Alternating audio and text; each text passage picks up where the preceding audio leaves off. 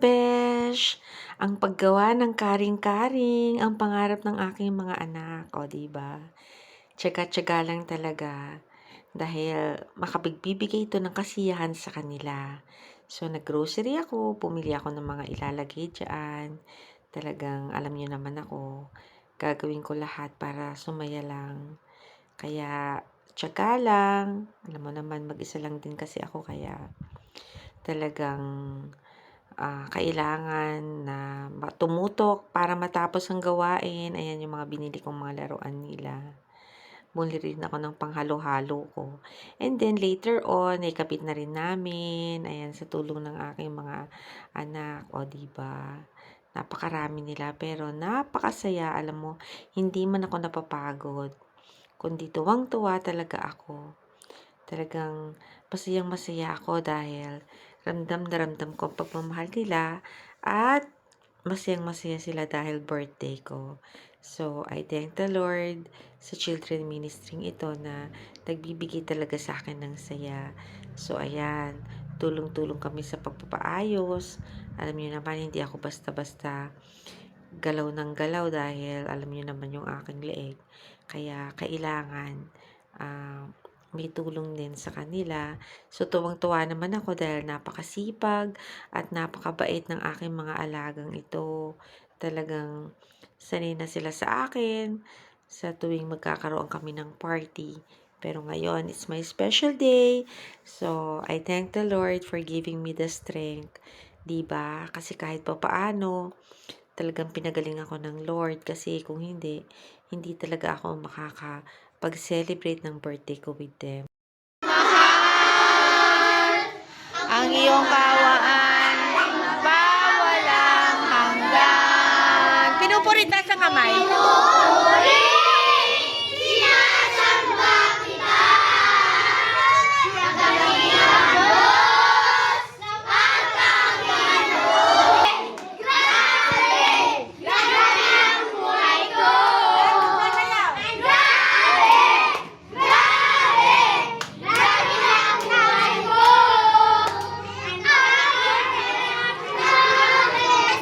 Nasa iyo na ang lahat, pangit!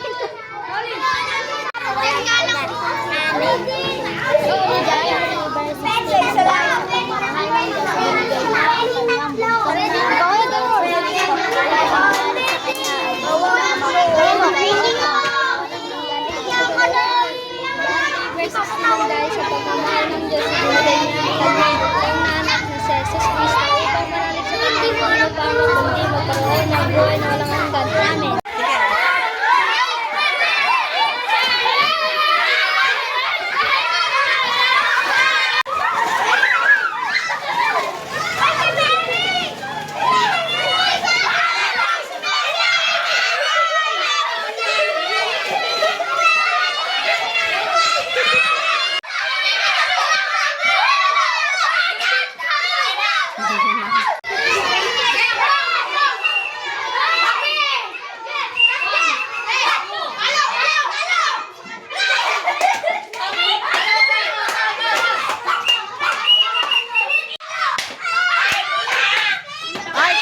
Ikaw. Hawakan mo yung tali.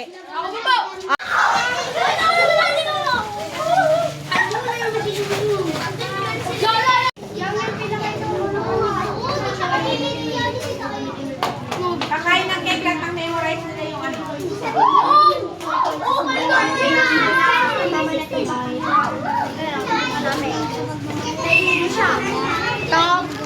Ako pinag-ipet.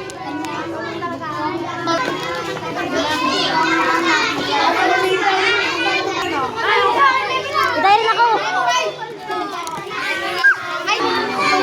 Mamaya naman nila memorize.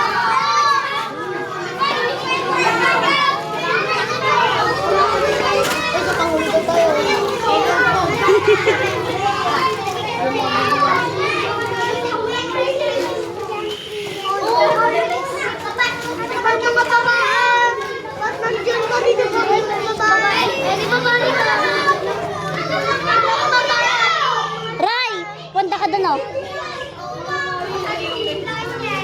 Alit!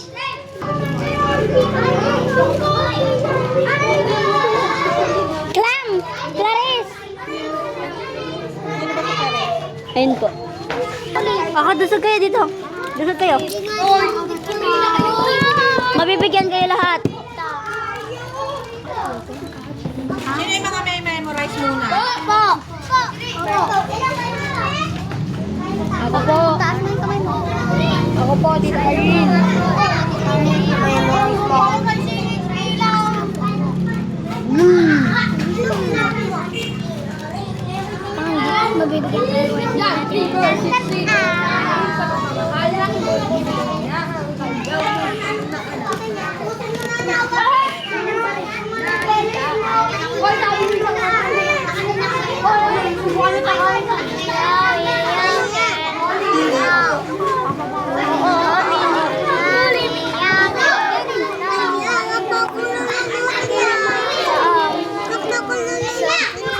Birthday to